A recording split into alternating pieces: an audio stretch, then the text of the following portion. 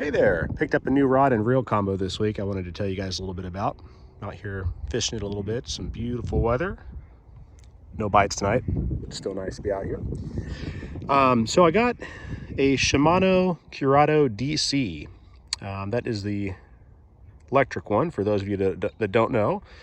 And I put on it an SLX rod as well.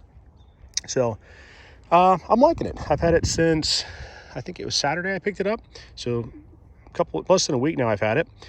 I've caught a couple of fish on it, a few small bass. It is a little bit different than what I would have expected. You know, you see all of these videos with people just bombing these things out there, no thumb control or anything like that. And I will tell you, that is not what you should expect with a DC reel. Now you can tighten down the tension knob enough to where you can cast it without thumbing it at all.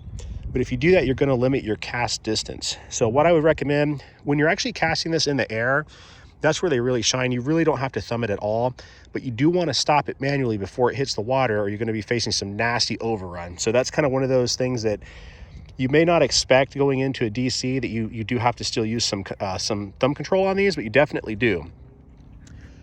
Now, what I will say I love about this though, the sound's cool obviously, which I know is kind of geeky, but everybody likes the DC sound. What I will say I really like about them, they're really awesome in the wind. So you can basically cast this thing into the wind, you can fling it any direction you want, and unless you really try to go crazy with it, it's not going to backlash in the air. It's definitely possible to get backlashes, but under ordinary like usage of some sort, it's going to be extremely difficult to get this thing to backlash. Just make sure you do the thumb control on it and stop it before it hits the water. If you don't, you're going to have that overrun. Now, I did adjust my tension knob up to where you can cast it without it, but again, you're going to lose a lot of distance on that. So my recommendation, set it up like the manual says.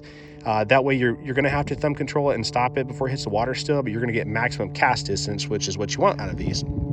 But yeah, I like it. I'm still using my other reels, definitely as well. And after using this for, the last few days or so, I can 100% see its appeal. For those of you who have not tried them, they're really awesome. Like I said, you can kind of cast into all different crazy, winds, however you want to do it, and they'll hold up great for you. But I'm going to cast a few more times before I head home. And I did pair it up with the SLX rod. Now, to be honest, this wasn't my pick. When I did an online pickup at Academy, and it said 610 medium heavy fast, which is what I wanted, because this is mainly going to be used for topwater.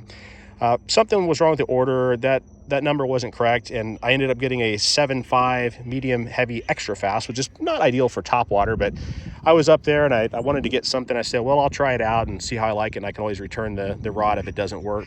It works pretty good. I wouldn't recommend a heavy, an extra fast, probably not this long for a topwater rig, but we'll use it. And I might throw this onto something to use with some Senkos or weightless worms in the future if if it's a little bit too fast of an action for this topwater stuff. So, but yeah, anyways, if you have any questions about it, feel free to let me know. I'll do my best to answer. You guys have a great day.